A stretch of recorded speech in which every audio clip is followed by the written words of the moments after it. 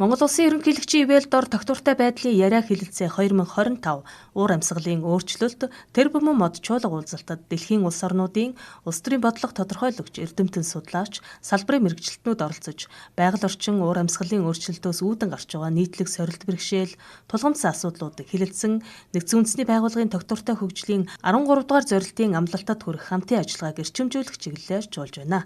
Монгол Улсын ерөнхийлөгч хүрэлцэх чуулга уулзалтыг нээж үг хэллээ.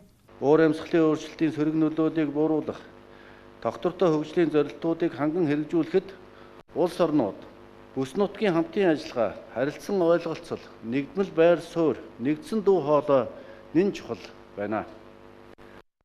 Их байгаль ногоон ирээдүйн төлөөх та бидний хичээл зүтгэл бол улс орон ард түмний хоорондын эв нэгдлийг бэхжүүлж, бид бүхний хамтын үн цэнийг бүтээж буй үйл хэрэг гэж үзэж болно. Монгол улс олон улсын өмнө хүлээсэн үүрэг амлалт болон тогтвортой хөгжлийн зорилтуудыг ханган хэрэгжүүлэх, тэр дундаа уур амьсгалын өөрчлөлт, газрын дөрөөтлийг бууруулах, биологийн олон янзын байдлыг хамгаалах зорилгоор тэр мод, үндэсний хангамж аюулгүй байдал, эрүүл Монгол хүн зэрэг харилцан уялдаа холбоотой үндэсний хөдөлгөөнүүдийг санаачлан улс орон даяар хэрэгжүүлж байна. Монгол улс дэлхийн улс орнууд, олон улсын байгууллагууд, донор болон хөгжлийн түншүүд та бүхэнтэй бүх талаар нээлттэй, харилцан ашигтай, үр дүнтэй хамтран ажиллах хүсэл тэмүүлэлтэй байгаа бөгөөд үүнийгээ бид олон дахин одоо та бүхэндээ бас илэрхийлж байгаа.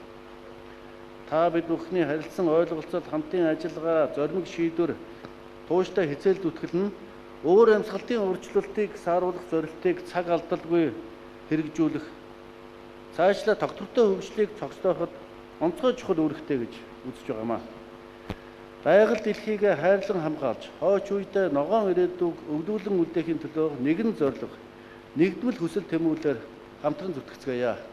Монгол улс олон улсын чуулга уулзалтыг зохион байгуулж байгаад нэгдсэн үндэсний байгууллагын 8 дахь ерөнхий нарийн бичгийн дарга Бан Ки Мун талархал илэрхийлж тэр бүхэн мод үндэсний хөдөлгөөн нь дэлхийн дулаарлыг 2 хэмээс доош хязгаарлах Парисын хэлэлцээрийн зорилгод Монгол улсын оруулж буй бодит хувь нэмэр гэдгийг онцоллоо. Чуулга уулзалт нь Монгол улсад уур амьсгалын чиглэлээр хэрэгжүүлж байгаа бодлого, арга хэмжээний уялдааг хангах, хөрөнгө оруулалт татах, олон талт оролцогчдын хамтын ажиллагааг бэхжүүлэх, шинэлэг санаачлагыг дэмжих талбар болох юм а. Чуулга уулзалтад нийтдээ 11 улсын 40 гаруй элтгэгч, байгаль орчин, санхүү технологийн салбарын 600 гаруй төлөөлөгч оролцож байна. Газрын дороотлоос бий болж байгаа энэ шар шороон шуурга байдаг юм уу? Агаарын бохирдол энэ бол зөвхөн нэг улсын асуудал биш, энэ бол хил дамсан гамшиг болж байгаа учраас улс орнууд хоорондоо хамтарч ажиллахгүйгээр нэг улс дангаараа шийдэх асуудал биш ээ. Тийм учраас нэгдсэн үндэсний байгууллага энд хөрш орнууд болон засгийн газрууд ялангуяа энд одоо шаардах хөрөнгийг одоо босгох, бизнесийнхний иргэн үнийн ирээд ажиллаж оролцуулахад энд бол хамгийн чадамжтай бүтэц байгууллага нь бол нэгдсэн үндэсний байгууллага. Ялангуяа Азийн хөндлөн бүс нутагт бол Азийн хөндлөн эдийн засгийн нийгмийн комисс эдийн засгийн интеграцийг дэмжсэн байгууллагын хувьд энэ үндэсний хөдөлгөөнийг дэмжин ажиллаж байна. Тэрбум мод үндэсний хөдөлгөөний хүрээнд өнгөрсөн 3 жилд 86 сая тарьц суулгацын нөөц бүрдүүлж 84 сая модыг тарьж арчлан ургуулжээ.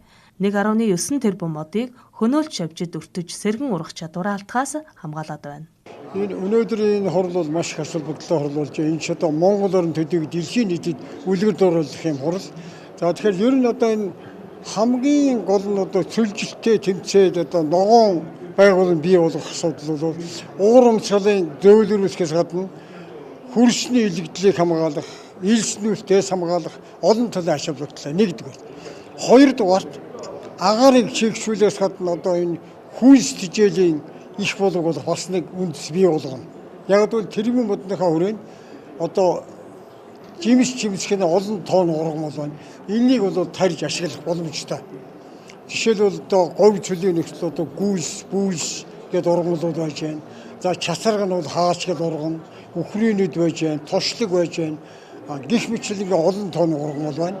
За би бас нэг ургамал өржүүлэх талаар нэг 50 бараг 60 хэмжээд оролдож байгаа маа. Тэгээ олон тоон ургамал тарьж үзлээ, олон мянга төмөрөнд ургуулж үзлээ.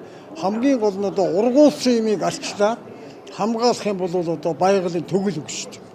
Чуулга уулзалтыг Монгол Улсын ерөнхийлөгчийн тамгын газар байгаль орчин уур амьсгалын өөрчлөлтийн яам, гадаад харилцааны яам, Банкын мөн сан, Америкийн нэгдсэн улсын Стэнфордын их сургуулийн Уолтер Шорнстейний Аз номхон далайн судалгааны төв, Монголын тогтвортой санхүүгийн холбоо хамтран зохион байгуулж байна.